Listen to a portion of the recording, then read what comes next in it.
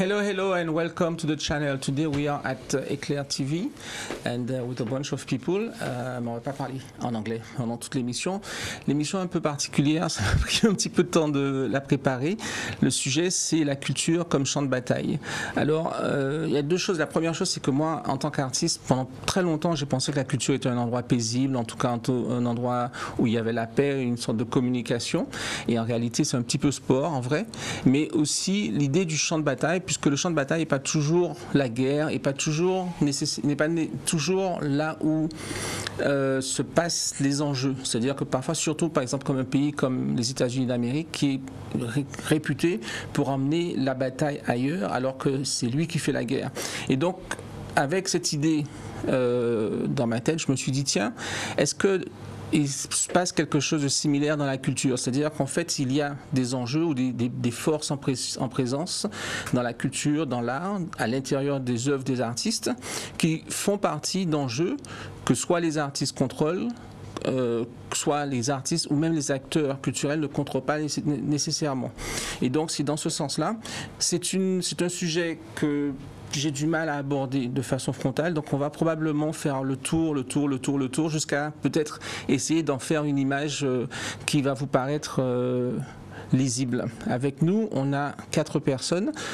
Kamoun, dont le nom d'artiste dit tout, puisqu'il s'appelle Kamoun Social Artist, c'est ça? Tout à fait. Ou est-ce qu'on peut l'appeler juste Kamoun? Juste Kamoun, c'est bon. Mais quand on écrit, il faut mettre Kamoun Social Artist. Ça donne un repère beaucoup plus complet de la personne et de l'activité, si je puis dire, et même de l'orientation par la pratique. C'est ça. J'ai Goody. Ça va? Goody, c'est Goody, hein. C'est le nom que j'ai créé pour plein de raisons.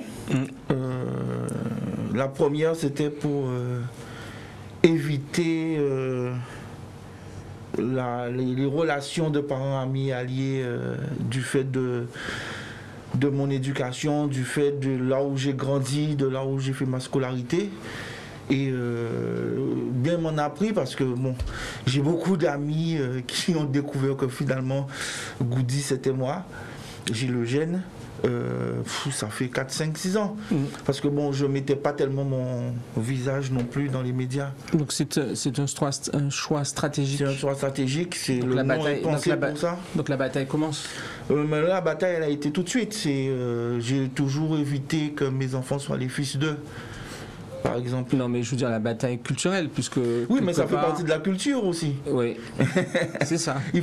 J'ai pensé le nom pour l'avenir, je ne l'ai pas pensé juste pour exister. Ouais. On a Joël Ferly. Sans pseudo, tout simplement, Joël Ferly. Nicolas Labajotte. Pareil, c'est mon nom. Mon travail est beaucoup associé à ma personnalité, donc... pas de souci avec ça. C'était pas une présentation sur non, pas non, mais enfin bon, ok. Non, mais je continuais avec la réflexion, donc je trouvais que voilà, je justifie que ce nom-là, effectivement, voilà, c'est ton nom. C'est mon nom. Voilà, mon nom d'artiste est mon nom. Photographe, auteur. C'est ça. Pourquoi auteur?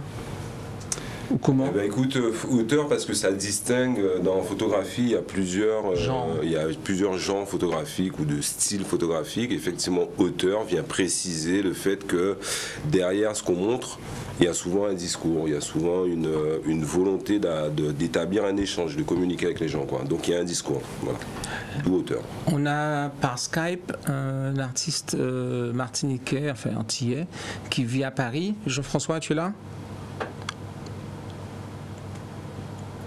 Je ne sais pas si tout le monde t'entend. Nous, on ne t'entend pas sur le plateau. Oui, on t'entend. Comment tu vas? Ça va très bien. Jean-François Beauclé. Bonjour. Bonjour. Santé. Comment... Est-ce qu'il fait froid aussi? Pardon, est-ce qu'il fait froid ici? À New York. Ça coupe. Tu peux répéter? Comment ça va à Paris? À Paris, ça va, mais il fait 7 degrés. Tu es à Paris par choix ou qu'est-ce que tu fais là? J'ai 50 ans et j'y suis depuis que j'ai 15 ans. J'ai quitté la Martinique à 15 ans. C'est une séparation tout simplement entre ma mère et mon père.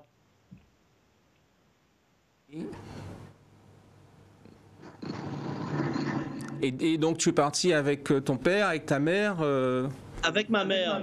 On m'a C'est ça. pas... Et en fait, ça a été dans ma vie un moment très important, dans le sens où on ne m'a pas laissé le choix. Moi, j'aurais voulu rester en Martinique, surtout pas venir dans l'Hexagone. Maintenant, qu'est-ce que tu as comme relation avec les Antilles? Eh bien, ça reste ma terre. Je suis extrêmement attaché. Je suis, mes amis le savent, je suis quelqu'un de.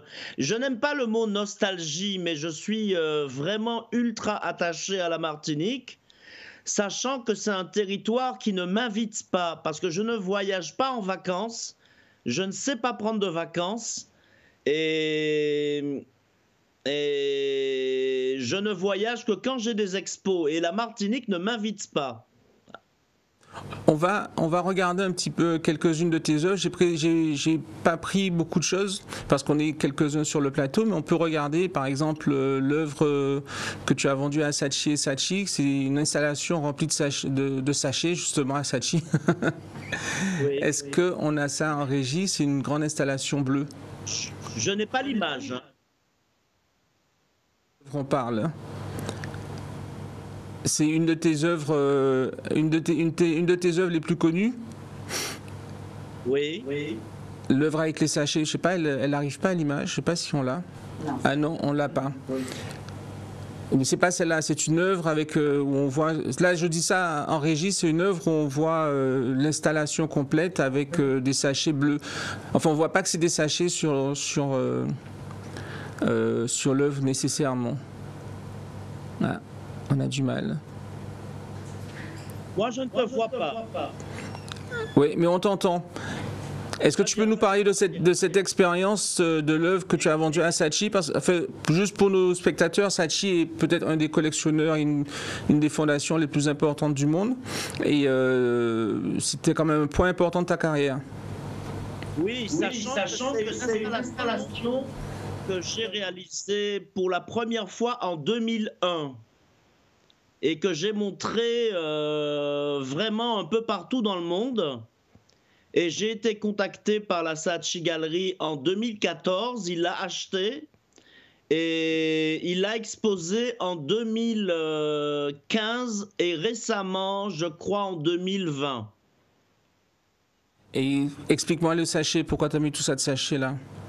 Je pose des questions un peu bêtes, hein, mais bon, enfin un peu bêtement. Non, ce n'est pas une œuvre uniquement formelle, hein. Ce n'est pas une œuvre formelle, sachant que pour moi, c'était en 2001-2005, je me posais la question de ce que pouvait être un mémorial du Black Atlantic, de la traite négrière. Alors pourquoi des sacs plastiques? Eh bien, en fait, je fais rentrer dans le musée, une mer de sacs plastiques. Et cette mer, pour moi qui suis martiniquais, eh bien, ça résonne avec l'Atlantique. Et les sacs plastiques, ça résonne avec la marchandise, le corps devenu marchandise. Volumineuse, non? Pardon? C'est une installation qui est volumineuse.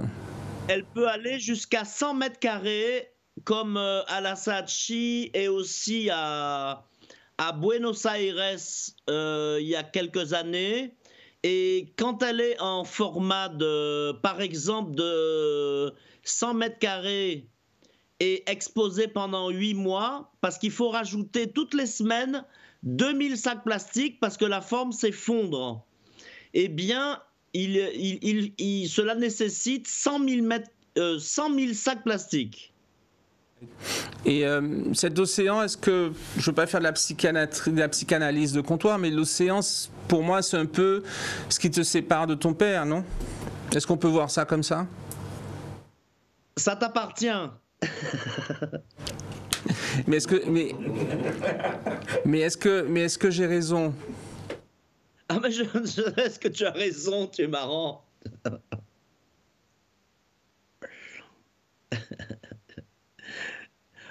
Ce qui me sépare de mon père. Ceux qui te séparent de ton père, puisque tu étais en France et lui il restait en Martinique, non?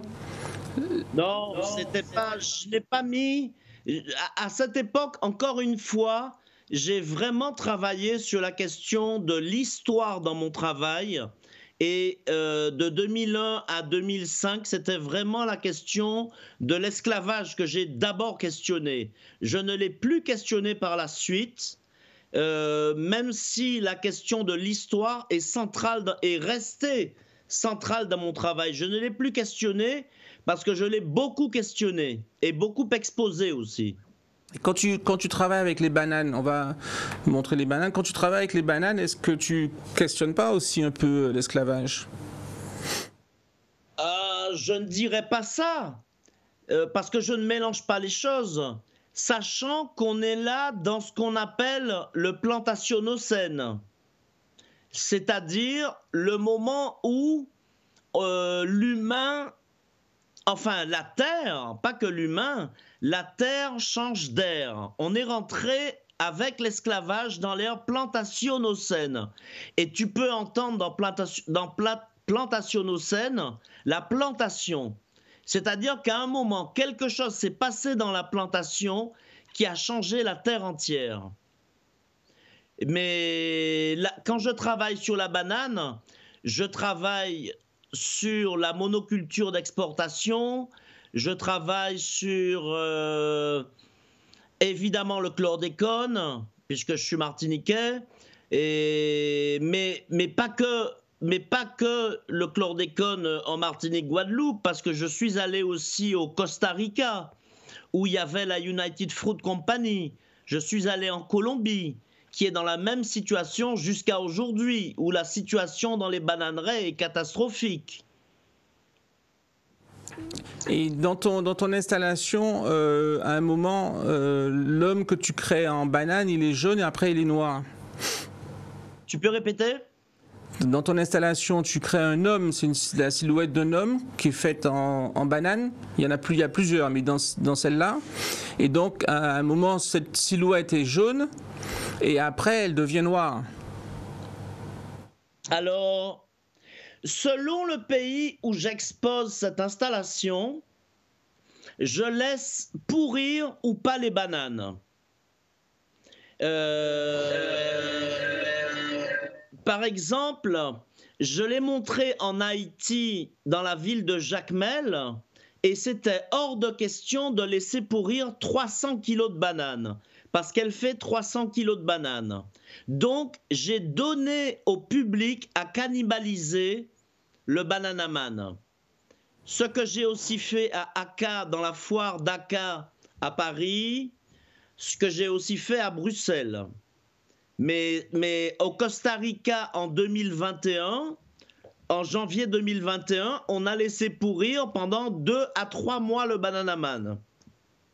Et est-ce que quand tu dis que tu laisses cannibaliser, c'est-à-dire qu'en fait tu permets au public de prendre 1 ou 2 bananes à la fois et finalement il les mange et puis l'œuvre disparaît de ce fait?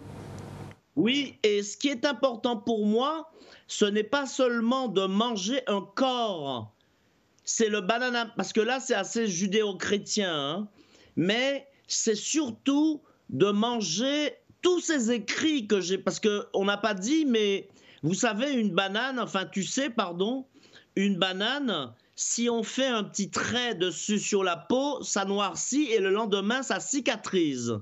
Eh bien, j'utilise cette spécificité pour écrire toute ma poétique bananière sur la peau. Et donc, quand le public mange les bananes, je lui demande de se laisser traverser par la violence que j'ai inscrite sur les bananes. Est-ce qu'on peut y voir aussi un clin d'œil à Félix González Torres, tu sais, avec les bonbons? Non, pas spécialement, non. Tu vois de quoi je parle, non? Oui, oui, bien sûr, oui. Mais chez lui, la question de la cannibalisation, je ne sais pas. Moi, je suis dans une étymologie de la cannibalisation. Et donc ton travail, est-ce que c'est juste de dire que ton travail est empreint de considérations historiques, géopolitiques, politiques, engagées? Oui. Sachant que je ne suis pas dans une dénonciation, je suis dans une énonciation. Quelle est ton énonciation? Eh bien, énoncer les méfaits du capitalisme, mais je les mets en mots, je les mets en langue. Énoncer les méfaits du plantationocène, par exemple. Tu es un artiste intéressé par qui a un regard sur sa société, qui réagit, mais ton travail n'est pas nécessairement dirigé vers la relation de ton pays avec de la relation avec ton pays. Je veux dire, clairement, quand on voit une œuvre d'un artiste martiniquais avec des bananes et que la Guadeloupe et la Martinique sont des terres de bananes, on pense qu'il y a une dénonciation qui est liée à nos territoires. Mais toi, est-ce que ce que tu dis, c'est que pas nécessairement? Ah, attention, non, j'ai simplement fait une différenciation entre dénonciation et énonciation. C'est que je ne veux pas me laisser enfermer dans une posture de dénonciation. Mais quand on voit mon travail à l'international, tout le monde comprend que que c'est lié au fait que je suis martiniquais quand même. On a une monoculture de la banane, on a eu le chlordécone. Et voilà. On peut imaginer ou se dire que, en même temps, tu es martiniquais et tu es artiste martiniquais, donc tu es légitime de discuter de ce qui se passe, d'avoir un regard sur l'histoire, etc. Mais en même temps, vu que tu es loin depuis longtemps, tu vois de loin. Et quelque part, est-ce que ça fait pas que ta vision est celle de quelqu'un qui est loin? Écoute, je suis loin et je suis près. Et ça, les gens de la diaspora vont le comprendre. Et comment dire, j'ai eu droit quand même à 17 ans de chlordécone. Hein. J'habitais le Saint-Esprit juste à côté de Champ de Bananes. Ah, t'es parti à 15 ans? Oui, mais j'y suis retourné quand j'avais 19 ans et j'y suis retourné aussi avant. Très bien. Est-ce qu'on a, parce que en préparant cette question pour toi, je me dis, mais en même temps, les artistes qui eux sont ici, on peut leur reprocher d'être trop près et du coup de pas vraiment de pas voir les choses avec une certaine distance. Et donc ce qui fait que du coup, nous Antillais, artistes ou pensants, on est dans une sorte d'étau où en fait on est soit trop loin, soit trop près. Eh bien, écoute, je n'ai jamais été aussi près de la Martinique que lorsque l'on m'a éloigné d'elle. Alors c'est le manque, hein. Et donc moi aussi j'ai le nez dedans, hein. Mais évidemment je n'y vis pas. Alors ça a peut-être, je ne peux pas m'en rendre compte, ça a peut-être été déterminant dans ma façon d'aborder certaines choses. Je viens vers toi tout à l'heure, on retourne sur le plateau. Merci. Très bien. Goody, tu veux dire quelque chose de tout ça? Je t'ai vu prendre des notes. Ah oui, mais moi je prends des notes. Ce qu'il dit sur au manque, parce que la notion pour rester dans le thème général avant de rentrer dans le thème artistique, la culture en tant que champ de bataille, ou est-ce que c'est un champ de bataille? Je pense que dans l'histoire, la culture a toujours été ce champ de bataille où a été utilisé comme une arme dans un champ de bataille. Et en regardant l'histoire, on se rend compte que cette notion de manque, justement, c'est ce qui crée cette notion ensuite de champ de bataille. On va regarder ton travail parce que j'aime bien qu'on puisse voir les œuvres des artistes, comme ça on sait d'où tu parles quelque part. Parce que tu es un artiste qui est relativement présent, tu as une façon de fonctionner, on va discuter de ça tout à l'heure, mais ton œuvre semble être une œuvre par rapport à certains autres plutôt pacifique. On regarde tes œuvres qui sont abstraites avec de jolies couleurs qui ne sont pas agressives si tu veux, qui utilisent l'espace, ce que moi j'appelle un espace qui est à la fois graphique et atmosphérique, c'est-à-dire qu'il y a, ça c'est l'exposition à laquelle on a participé à la Fondation Clément, qui est à la fois graphique puisqu'il y a des lignes et aussi atmosphérique parce que tu as des allées venues dans l'espace qui est créé par les tons, etc. Et donc on a le sentiment que l'artiste qui fait ça, que c'est un artiste de la paix, pas tellement du champ de bataille. Bah, tu sais, Kiwis Fakem Parabellum, il paraît. Donc, c'est peut-être mon éducation chrétienne, comme on dit. J'ai grandi dedans. Je pense que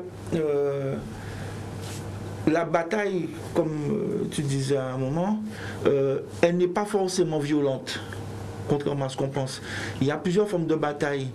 Et quand Jean-François parle de manque, à chaque fois qu'il y a bataille, c'est parce qu'il y a cette notion de je vais perdre ce que j'ai, je vais perdre ce que je suis. Comme après les guerres, ou quand tu parlais des États-Unis par exemple, où ils ont fait des accords pour le cinéma américain par exemple. Donc forcément ça a fait lever le bouclier. Donc on n'a pas de vocabulaire de bataille, c'est-à-dire que l'industrie cinématographique va se mettre en défensive parce qu'ils se sentent subir une attaque, etc. À notre niveau, c'est pareil. Donc, mon travail quand tu parles du cinéma, c'est-à-dire que tu dis qu'il y a une position qu'ils vont adopter qui est en dehors de ce qu'ils vont produire. Oui, tout à fait. Parce qu'en réalité... des stratégies, par exemple, économiques ou de marketing. Oui, mais c'est-à-dire que j'ai pris l'exemple des États-Unis parce que tu en as parlé quand on préparait l'émission. Et c'est un exemple très à propos pour la notion de bataille au niveau de la culture.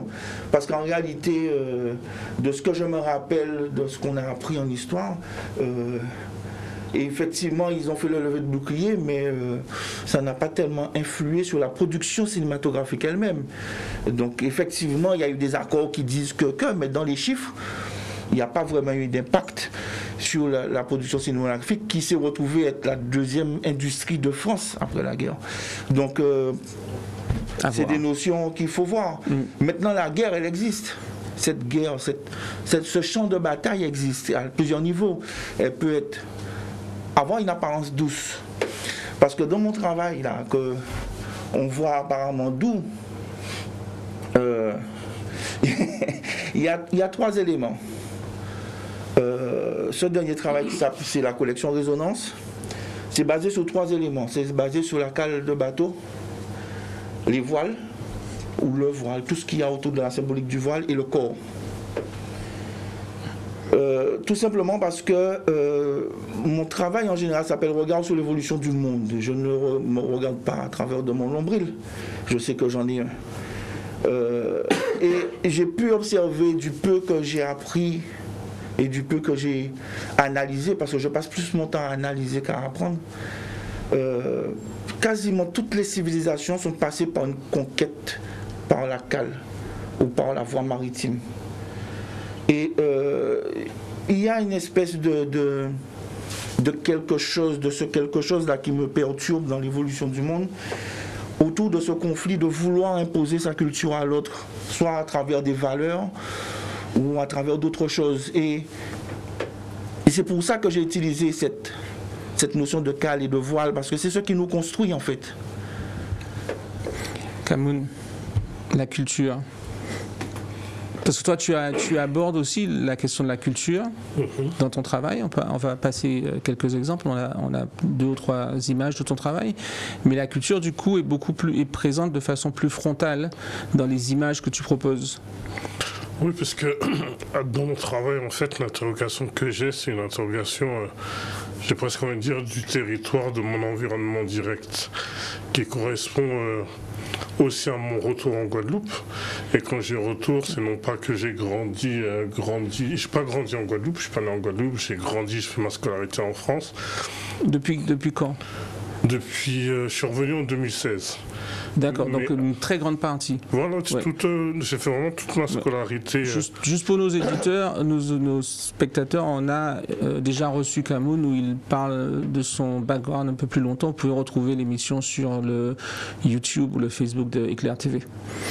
Et c'est vrai que dans ma démarche artistique, et de par aussi mon parcours professionnel, pour venir très très rapidement là-dessus, il est important pour moi que je puisse réinterroger des faits de société. Et des faits de société qui m'interrogent en fait jusqu'à l'heure d'aujourd'hui, que sur lesquels je n'arrive pas à poser un sens, à avoir une compréhension claire de ce qui s'est fait, les raisons, le pourquoi. Et de même, en extrapolant la chose, même de me dire... comment se fait-il que ces problématiques-là n'ont pas été réglées en Guadeloupe, sur notre territoire, alors qu'à l'extérieur, ça a été le cas? Quelle problématique, par exemple? Si on prend le cas du chlordécone, tout simplement. Le chlordécone, effectivement, lorsque j'habitais à l'extérieur, j'en avais pas entendu parler, j'avais pas un intérêt porté là-dessus, mais c'est vrai que c'est en arrivant ici que j'ai commencé à prendre connaissance de ce fait-là. Donc la première interrogation qu'on entend, c'est que les terres sont contaminées, dû à un pesticide sur les champs de bananes. Après, en creusant, moi, personnellement, petit à petit, j'essaie de comprendre les forces et les faiblesses, les champs, en tout cas, qui se jouent, d'un point de vue politique, d'un point de vue aussi population. Qu'est-ce qui n'a pas été fait, qu'est-ce qui a été fait ou pas. Et en élargissant la chose, c'est lorsqu'on voit à l'international qu'effectivement, il y a peu ou il y a plus de répercussions suite à ce poison, du moins. Comment se fait-il qu'aujourd'hui, après plus de, peut-être je vais dire une erreur sur l'année, mais peut-être 10 ans, 15 ans, même plus, en Guadeloupe encore on subit l'effet de ça. Et la chose n'est pas réglée d'un point de vue politique, judiciaire, encore beaucoup de non-dits en fait. Mais qu'est-ce que l'artiste, est-ce que c'est le rôle de l'artiste de parler de ça? Ou qu'est-ce qu'il peut faire? Ou comment tu amènes tout ça? Alors, quand tu dis le rôle de l'artiste, je dirais que c'est mon rôle puisque c'est quelque chose qui me perturbe. Et du coup, dans ma démarche, c'est de toujours réinterroger la chose, mais sous différents angles. Le premier angle, c'est l'angle du spectateur, de la population, de la personne lambda, qui vit justement cette actualité au jour le jour. Et comment il le vit, qu'est-ce qu'il a fait par rapport à ça, comment il s'est positionné, comment il s'est adapté aussi. Parce qu'il y a le fait de subir et de trouver des solutions pour ne pas subir la chose. Et la population. Justement, on va en parler avec Nicolas, toi qui es très proche de la population. Photographe, parce que d'une part, par ton travail, puisque tu travailles pour une municipalité, donc tu es proche de la population, et aussi tu photographies la population. On peut regarder certaines de tes œuvres. Oui. Alors, ma question en rebond à Camoun, parce que lui, il dit, oui, ça m'intéresse parce que ça me préoccupe. Est-ce qu'un artiste doit peindre ou photographier ce qui lui préoccupe, ou est-ce qu'il peut se donner une sorte de liberté comme Goody qui lui prend de la distance et au bout du compte l'image n'est pas forcément le reflet immédiat de préoccupations sociales ou sociétales?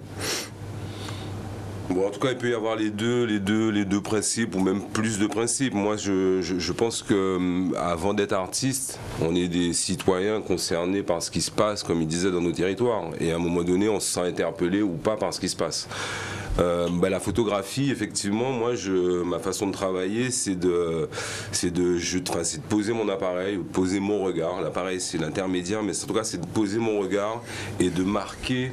Voilà, et de marquer. Justement, est-ce que tu peux nous parler de ces casseroles? Alors, c'est une photo qui s'appelle Canary Pond. J'espère que le titre est déjà suffisamment explicite, hein, parce que c'est vraiment c'est une façon, en tout cas, d'accrocher, ou je pourrais même dire de mettre en valeur les instruments qui permettent de faire à manger. Moi, c'est une photo que j'ai faite il n'y a pas très longtemps, enfin, il y a déjà quand même quelques années, mais qui m'a tout de suite rappelé. Mais c'est où? Comment? Alors là, on est à Boissard, en fait. On est à Boissard et on est en plein moment où, justement, ce quartier-là vit la RHI, donc la réhabilitation de l'habitat insalubre. Il y a aussi un programme de rénovation urbaine. Et en fait, toutes ces maisons-là avaient vocation à être détruites pour être reconstruites. Et qu'est-ce que tu faisais là? Bah écoute, voilà, là c'est là où la jonction se fait entre mon travail que tu viens de mentionner en municipalité et mon regard photographique. Donc des fois ça s'emboîte. Et du coup là j'étais du coup plutôt sur une opération. Sur une mission liée, professionnelle quoi. Voilà, liée à mon travail. Donc on peut dire que tu passais par là pour autre chose et tu es tombé sur ça. Et tu avais ton appareil ce jour-là. Alors peut-être qu'on va préciser que je m'occupe du service patrimoine culturel de la ville, donc voilà, j'espère que ça montre l'intérêt finalement d'aller sur ce type d'habitation et donc de conserver des traces, parce que un des travaux du photographe, c'est aussi de permettre la conservation d'éléments qui passent, hein, et la RHI est en train d'effacer le visage, une partie du visage des villes, de nos villes, en tout cas la ville des Abîmes, c'était une de celles qui subissait le plus de transformation et ça devenait important.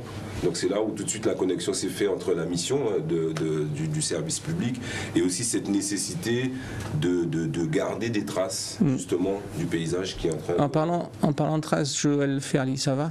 Bien sûr, oui. T'es photographe aussi? Oui, j'ai arrêté la photographie il y a très longtemps. Ah oui, c'est vrai. Mais tu es quand même spécialiste de la photographie. Oui, on peut dire comme ça, oui. Enfin, en tout cas, c'est quelque chose qui m'interpelle, on peut dire ça. Mais tu faisais des cours d'iconographie. Oui, mais rien à voir avec le champ de bataille. Ben si, quand même. Parce que l'iconographie, c'est de réussir à comprendre ce qu'on regarde. Or, en même temps, la photographie est quand même au premier plan de ce qu'on peut des choses constitutives de ce champ de bataille, c'est-à-dire la propagande, la manipulation, la récupération, etc. dans le sens de la culture. Or la photo est au premier plan de ça.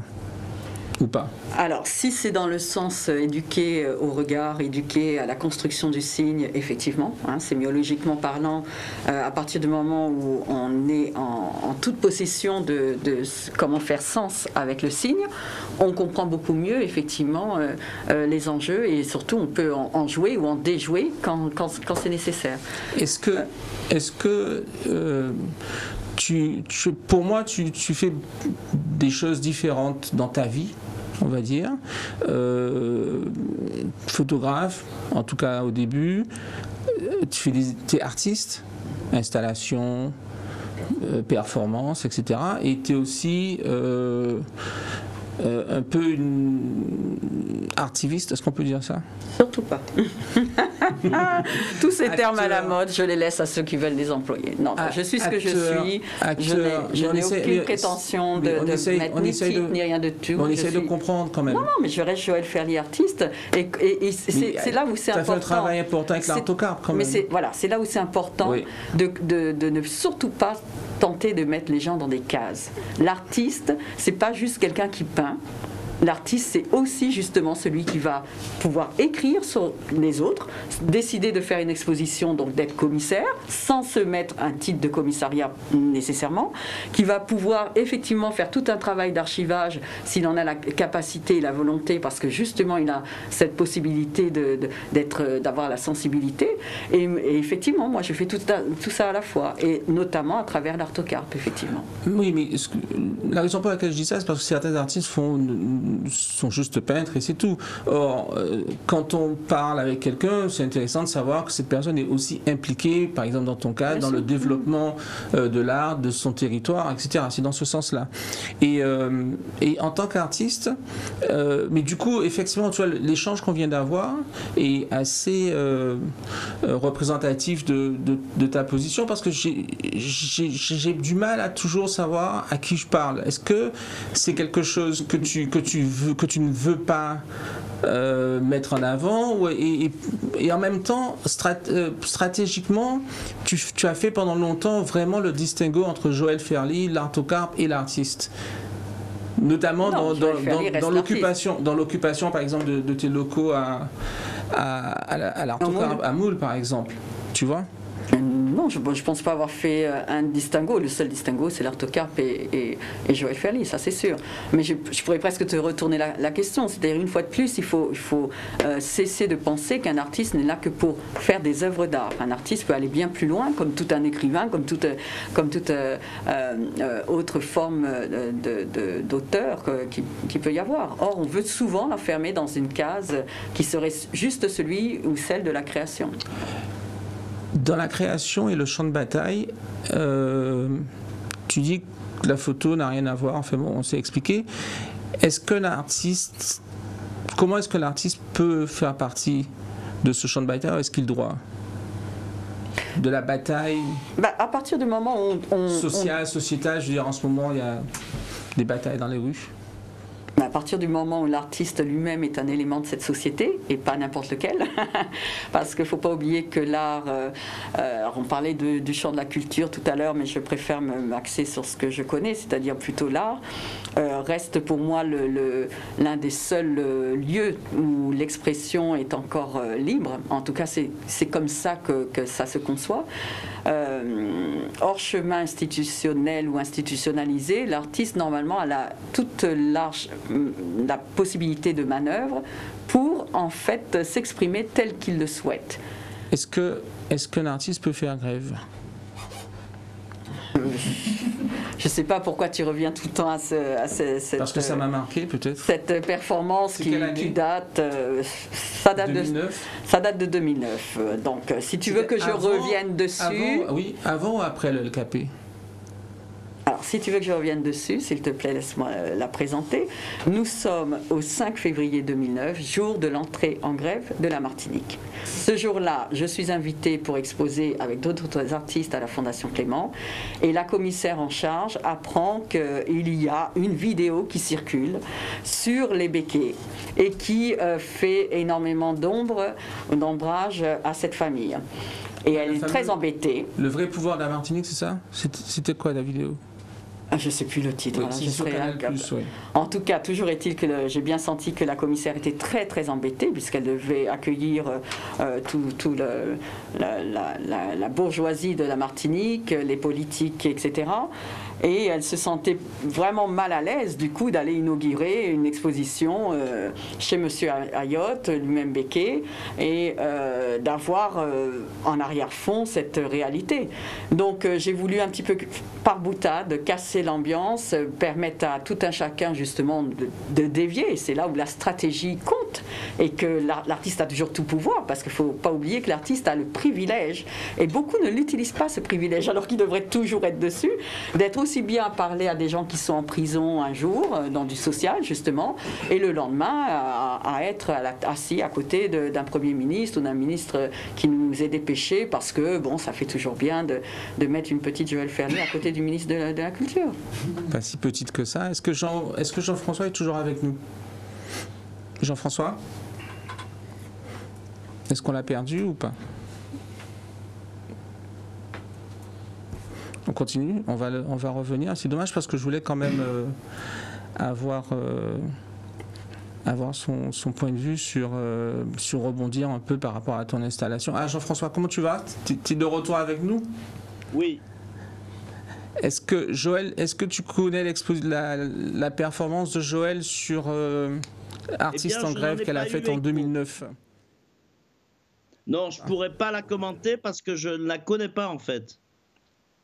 En fait, elle a mis un t-shirt ou une chemise marquée Artiste en grève le jour du vernissage, et c'était une performance qui mettait en lumière, enfin qui utilisait un moment de questionnement de la place des béquets dans le territoire. Bien, et toi. Non, le commentaire, le documentaire, c'était ça. C'était une question. Non. Voilà, les derniers. Le document. J'ai pas dit que toi tu mettais en question. J'étais dans le contexte d'un documentaire qui mettait en question la place économique, notamment. Mais toi qui parlais de culture plantationnaire, c'est ça, de l'ère plantationnaire. Oui. Donc moi, ce que j'aimerais avoir un peu ton commentaire sur quelques faits du monde de l'art, notamment des bananes. Par exemple, la banane de Catalane. Oui. Tu sais, bon, je n'ai pas grand-chose à en dire. Hein. À un moment, ça a fait événement parce que c'est une banane qui vaut une fortune. C'est un peu ça l'événement. C'est pouvoir vendre un objet comme la banane à un prix terrible. Et ça me renvoie, moi, tout simplement à un souvenir, c'est qu'en 2017, j'ai collé une banane au mur à la glu. Je ne l'ai pas scotché avec un scotch gris. J'ai collé une banane, j'étais en Colombie, en résidence d'artiste à la Plataforma Cannibal. Et j'avais inscrit dessus, à la différence de la banane dont tu parles, j'avais inscrit dessus une de mes phrases. Voilà ce que ça m'évoque. Est-ce qu'on peut parler aussi de la banane de Taubira ? Est-ce que ça dit quelque chose ? Il faut que tu m'en dises plus parce que je ne suis pas sûr de savoir. Je crois comprendre, mais... Quand Taubira était ministre enfin, il était garde des Sceaux, à un moment, on lui a envoyé une banane, on lui a dit, tiens, on l'a traité de singe ou quoi. Et donc, ça a fait quand même pas mal de bruit dans la presse. T'as pas vu ça passer ? Ben, moi, j'ai vu les... En fait, je ne le savais pas. Mais ce que je savais à propos de Taubira, c'est tous ces dessins qu'elle a reçus ou qui ont été faits, qui ont été diffusés dans les réseaux sociaux extrêmes. Mais tu vois, ça me fait penser à la première fois que j'ai mis la main dans la banane, c'était en 2006 ou 2007. Et c'était une installation avec un petit Bananaman. C'est le fils de l'actuel Bananaman qui fait 300 kilos. Et l'installation faisait 70 kilos. Il n'y avait pas d'inscription sur les bananes à l'époque. Et au mur, j'avais mis comme des plaques funéraires, de grands dessins peints en noir avec le nom de footballeurs qui ont reçu des bananes dans des stades de foot. Voilà ce donc, que ça m'évoque. La question que je me posais, c'est est-ce que le fait de recevoir ces bananes, est-ce qu'il n'y a pas deux façons de voir les choses ? C'est-à-dire que tu as l'insulte qui est clairement exprimée par la personne qui envoie la banane. Mais est-ce que cette insulte doit être forcément reçue par celle qui la reçoit ? Est-ce que cette insulte doit être forcément reçue ? Ce que je veux dire par là, c'est un truc un peu bête, mais au lieu de se plaindre qu'on se fait envoyer des bananes, peut-être qu'on peut juste les prendre et puis en faire de la confiture, se dire tiens, on a à manger gratuitement pour le petit déjeuner, quoi. Bien, je crois que Taubira est transformer l'insulte en valeur ajoutée. Je crois que Taubira est quelqu'un de très fort. Hein. Elle a survécu à tout ça. Je pense qu'en effet, elle a été suffisamment intelligente pour dévier l'outrage. Mais c'est un outrage très puissant symboliquement. Hein. C'est très puissant quand même. Merci. Boudi. Est-ce que la banane de Clémence Bottineau t'a dérangé ? La banane de Clémence Bottineau, c'est-à-dire explique. Moi, je ne suis pas forcément l'actualité de tous les artistes. Clémence Bottineau, tu l'as vu ? Tu l'as vu ? Personne ne l'a vu ? Dis-moi ce que tu as à dire. J'aimerais plus, tu sais, j'ai vu une de mes images, j'aimerais bien que peut-être les gens découvrent davantage, tu vois, le travail et qu'on puisse parler de mon travail plus que de parler de banane, si tu veux mon avis. Mais ce qui m'intéresse, si tu veux, c'est aussi de savoir comment est-ce que les images sont utilisées dans l'espace public. Écoute, et la si vie des artistes dessus. Elle arrive. Pas vu la banane de Bottino, donc je peux pas en parler. Et puis il y en a plein des bananes que j'ai pas vues, et donc je peux pas en parler. Par contre, je veux bien parler de.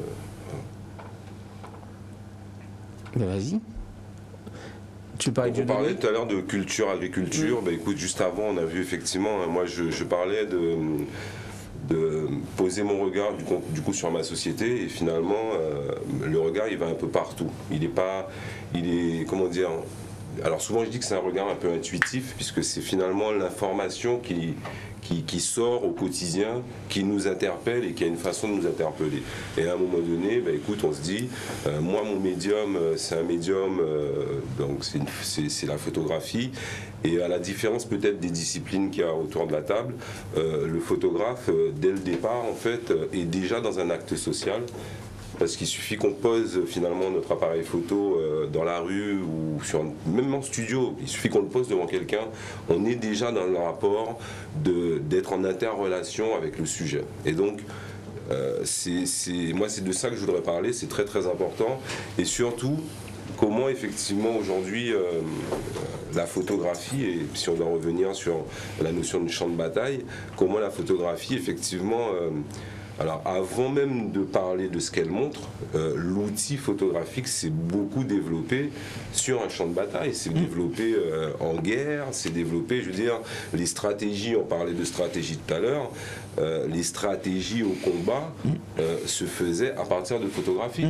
Et donc, alors dès le départ, c'est déjà un instrument, j'ai envie de dire, qui est presque un instrument de guerre ou un instrument de dénonciation ou de dénonciation, pour revenir à ce que disait Jean-François. Et donc c'est vrai que c'est un médium un peu particulier. On n'arrive pas comme ça, même si par exemple... Oui, mais dans ton travail, oui. Est-ce que tu voulais en parler? Oui, je veux bien. Parlons de Dieudonné, par exemple. Alors, plus que de Dieudonné, moi j'ai plutôt envie de parler d'Ignace. Parce que dans la photo, alors justement, ça c'est aussi dans le rapport photographique, le personnage net, c'est Ignace. Le personnage flou, c'est Dieudonné. Donc là aussi, j'ai peut-être une indication dans la façon de choisir qui est net, qui est flou. Donc cette photo-là s'appelle La rencontre avec Ignace. C'est-à-dire qu'à un moment donné, un expat ou quelqu'un de l'extérieur vient dans notre territoire et rencontre, moi c'est l'analogie que je fais avec cette image-là, rencontre à un moment donné ce qui se passe en Guadeloupe. Et peut-être même, créer une connexion entre ce que lui il vit à l'extérieur et toute cette propagande, c'est même pas une question de propagande, mais toute la censure finalement qu'il vit à l'extérieur. Tu parles de Dieudonné. Je parle de Dieudonné. Et qui vient finalement, puisque dans la photo on voit bien qu'il y a un document, on a le livre Le Code Noir, on voit bien qu'il y a un autre livre sur l'esclavage, et voilà. Et donc Dieudonné arrive à un moment donné où il n'est pas comique, puisque ça se passe juste après son spectacle. Là, je veux dire, au moment où je fais la photo, il n'est plus dans une posture de comique ou de comédien, il est vraiment là, pour le coup, dans une posture de dénoncer quelque chose. Là, en l'occurrence, ce que j'apprends, puisque moi, je sors du spectacle. C'est quelle année? Est-ce qu'on sait à peu près? Là, on est en 2006. Donc, c'était pour Mes excuses au Centre des Arts. Et donc, moi, je sors du spectacle et j'apprends par le CIPN qu'il y a une continuité, etc., etc. On va aller parler un petit peu plus avec Dieudonné, parce qu'à cette époque-là, il vivait aussi quelque chose de très controversé par rapport à encore un film ou un sketch. À l'époque, c'était un sketch. Voilà. Donc tout est parti là-dessus. On a essayé de nous faire comprendre. Alors moi, tout ça, je comprends ça quand je vais à la rencontre. Parce qu'au final, c'est ça que j'avais. J'y étais pas allé pour faire une photo. J'y suis d'abord allé en tant que citoyen, concerné par ce qui se disait là. Et j'apprends en fait que Dieudonné est en train de réaliser un film, enfin, a écrit une histoire, est en train de réaliser un film sur le Code Noir. Et en fait que si je peux utiliser ce terme-là, toutes les emmerdes qu'il a eues par la suite c'est parce qu'il a voulu faire un film sur le Code Noir. Rien à voir avec ce fameux sketch sur les Juifs, etc. etc. Et donc, là où effectivement, tu vois, l'image qui me permet effectivement de figer ce moment-là, cette rencontre-là, tout ce qui se dit, le fait qu'en même temps, moi je choisis pas de mettre en scène, il n'y a aucune mise en scène, hein. Je suis dans un discours, je suis là, je regarde et voilà la scène. Et au final, pourquoi la rencontre avec Ignace? C'est comme si en fait toutes ces problématiques-là, Ignace les avait déjà vécues à une certaine époque chez nous. Hein, la censure doit être un tout petit problème dans les problèmes qu'Ignace a eu à vivre. Et à un moment donné, on a en fait cette sommité, pour moi c'est une sommité du spectacle comique. Et donc on a ce gars-là qui vient et qui à un moment donné, alors bon, le CIPN n'est pas loin, mais à un moment donné presque... C'est quoi le CIPN? Qu'est-ce qui peut m'aider? Le centre de... Qu'est-ce qui peut... Alors j'ai dit ça facilement comme ça parce que j'ai l'impression qu'ils sont... C'est la commission qui gère les images et le... Donc je sais que... Le comité de trucs des peuples noirs. Je ne m'appelle pas le I, mais c'est... Donc je sais qu'il y a monsieur Luc Renet derrière, donc on salue aussi tout le travail de ces gens. Et donc voilà, donc alors pourquoi je parle du... Oui, donc le CIPN est très à l'origine du fait que la statue d'Ignace soit posée sur la table, etc. Puisqu'on parle du Code Noir et des combats, on est dans le champ de bataille. Et donc, à un moment donné, moi, cette image-là, d'ailleurs, pour parler de stratégie dans le champ de bataille, on en avait déjà parlé, puisque c'est une image que j'ai déjà présentée à la Poulard de Fer chez toi. Ça a été très très compliqué, tu vois. Tu as commencé par dire c'est une photo, il y a Dieudonné. Et effectivement, dès qu'on parle d'un moment donné, dès qu'on disait Dieudonné, ça devenait un problème. Tu pouvais pas, comment tu peux en tant que photographe faire une photo de Dieudonné, tu vois. Et moi, ça a été compliqué pour moi à un moment donné, parce que rappelle-toi comment j'étais pas à l'aise à un moment donné de montrer cette image-là. Parce que tout de suite, ça veut dire que tu es un pro Dieudo, tu es un pro ceci, alors que... Voilà, donc d'où la précision quand même, et c'est vrai que, alors les gens voient une image, mais il y a une façon de rentrer dans une image, et effectivement, bon moi je donne quelques pistes, même si on montre Code Noir, on montre des trucs, on montre Dieudonné, mais la piste c'est qu'il y a une partie qui est nette, qui devrait peut-être emmener le regard d'abord par là, et ensuite une autre partie qui est floue. Et pourquoi net, pourquoi flou, enfin voilà. Donc ça on va pas peut-être tout de suite. Je me demande si on n'aura pas besoin d'une deuxième émission. Il y a quand même un tout petit film que je voulais, qu'on a entendu un petit peu avant, je ne sais pas si la régie là, c'est l'intervention d'une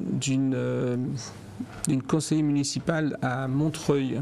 Un tout petit film que j'ai trouvé sur Internet en relation avec notre débat.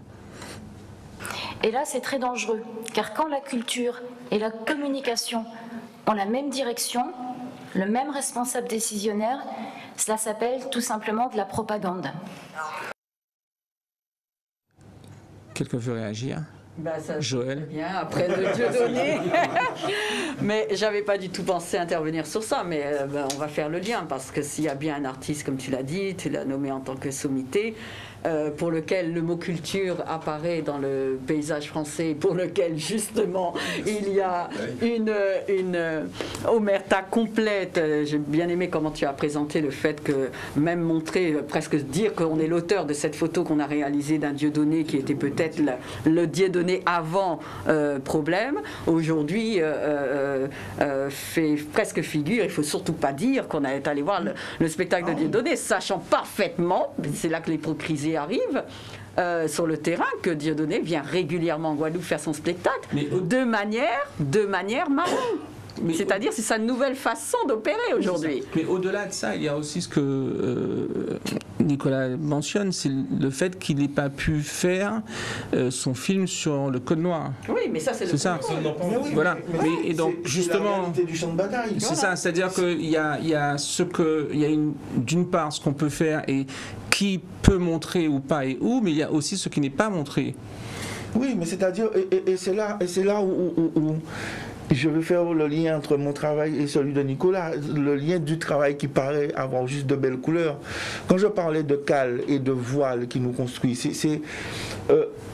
contrairement à ce qu'on pense, mon travail est très en pointe des problématiques qu'on a.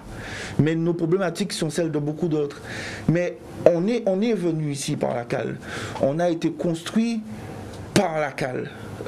Avant d'avoir des conteneurs et des porte-conteneurs, on avait des voiliers. Ces voiles nous ont construit. Le voile, il y a tout un symbolique autour, on ne va pas rentrer dans tous ces détails-là, mais c'est ça qu'il y a dans mes œuvres. Ces cales de bateau là qu'on doit déconstruire pour reconstruire quelque chose, mais toujours est-il que c'est ce qu'on a, les fûts, on en a fait des tambours, parce que c'est ce qu'on avait. Okay? Donc on déconstruit quelque chose qui a été construit avant nous, on le déconstruit pour reconstruire quelque chose avec. C'est ça mon travail. Et ce champ de bataille, justement, dont on parle, là, il montrait, par exemple, le travail au niveau de Dieudonné. Quand la ministre parle de propagande, la propagande... Non, c'est une conseillère municipale. La conseillère municipale parlait de propagande. La propagande, c'est une diffusion. Une diffusion où il y a collusion des pouvoirs. Mais il y a une propagande qui est celle de la diffusion où on va intervenir. Et c'est pour ça qu'on a l'impression que je ne suis pas là, mais on va intervenir beaucoup au niveau du terrain. C'est-à-dire que beaucoup de gens ne savent pas que j'interviens beaucoup en prison, que j'interviens beaucoup avec des jeunes qui sont en difficulté, des handicapés, des... comment ça s'appelle ça ? Des autistes, etc. etc. C'est-à-dire que je pense que là, on peut intervenir au niveau social et je fais le travail. Je ne fais pas de propagande de ce que je fais, je me contente de le faire. Mais tu as aussi un positionnement assez particulier par rapport aux institutions, par rapport aux autres artistes, aux autres acteurs culturels ici. Mon positionnement n'est pas un positionnement de défiance ou de conflit avec. C'est un positionnement de montrer qu'on peut faire sans. C'est là que beaucoup n'ont pas compris. On peut faire sans subvention. Tu veux dire sans les institutions? Non pas que ce n'est pas utile, que ce ne soit pas utile. C'est pas ça là, le discours. Le discours, c'est de montrer qu'on peut créer un modèle économique autour de l'art, sans que pour cela que ce soit quelque chose de mercantile, comme j'entends dire certains. Ça ne t'empêche pas de dire, ça ne t'empêche pas de peindre ce que tu veux peindre. Parce que quel que soit ce que tu crées, et peut-être c'est parce que j'ai pas de formation artistique, j'ai une formation de sciences et de gestion. Quel que soit ce que tu crées, le diffuser, le vendre passe par une méthode. D'accord? Et tu peux créer ce que tu veux, tu trouveras toujours ton public. Il faut pouvoir l'aborder. Ça n'a rien de mercantile parce que quelqu'un qui vend son travail, quand Nicolas il a ses compétences et qu'il travaille au niveau de la mairie, on lui paye un salaire, c'est pas mercantile, il vend un savoir. Quand il fait ses photos, quand Joël faisait des cours d'iconographie, c'était pas mercantile, elle vend un savoir. Quand tu vends une œuvre, ce n'est pas mercantile non plus. Donc, quand on parle de bataille, la bataille est tellement vaste au niveau de l'art et de la culture que j'ai choisi d'avoir l'air absent. Mais je ne suis pas absent du tout. Mais dans ta positionnement, est-ce que quelque part ça ne te libère pas aussi des contraintes institutionnelles? C'est-à-dire que du coup, tu as une plus grande liberté Ben oui, c'est-à-dire que... de continuer, si tu veux. Oui, j'ai cette liberté de dire, de faire, comme disait Joël, et je la rejoins entièrement. On a ce pouvoir, je disais dans une émission une fois, qu'on a le pouvoir, nous, artistes, de dire ce qu'on veut. Et comme elle dit, ce pouvoir-là, on ne le prend pas. On ne le prend pas parce que, à cause du champ de bataille, justement, à cause du fait de est-ce que je vais manger demain, est-ce que celui-ci ne va pas me taper dessus parce que je parle de Dieudonné, est-ce que... Non, tu fais ce que tu as à faire. Et le plus important, justement, quand Joël parlait d'unité de l'individu qui crée, un peu comme Nicolas le disait, même si on crée un nom, un pseudo et tout ça, il y a une unité de la personne qui crée en tant qu'individu. L'important, c'est d'être sincère dans ce que tu fais. Joël, est-ce que l'artiste peut vraiment dire ce qu'il veut ou est-ce qu'il peut dire ce qu'il veut tant qu'il a un endroit où le dire? Ben, tu as la réponse quasiment dans ta question. Moi, j'ai pris le choix de dire ce que je veux. Mais pendant longtemps, tu as donné la parole aussi à Moule. L'Artocap est toujours là et d'ailleurs c'est bien, j'utilise ta plateforme pour annoncer qu'on rebondit en ligne justement. Mais c'est justement dans l'idée d'être d'autant plus autonome et donc de pouvoir bien plus avant dire ce qu'on souhaite dire. On n'a plus beaucoup de temps, Kamoul, est-ce que tu veux dire quelque chose pour le mot de la fin? Pour le mot de la fin, soyons en quelque sorte les yeux de notre société. Ouais, j'aime bien. Ça va? C'est déjà pas mal ça en ce qui me concerne, hein. Finalement, c'est pas mal nos yeux qui travaillent, tu vois. Donc. Joël? Rien à ajouter. Goody? Moi, je trouve que c'est parfait, hein, vu que la question c'est le champ de bataille. Je pense que nous en sommes les armes. C'est à nous de voir qu'est-ce qu'on en fait. Thank you very much. I will see you next time. Bye bye.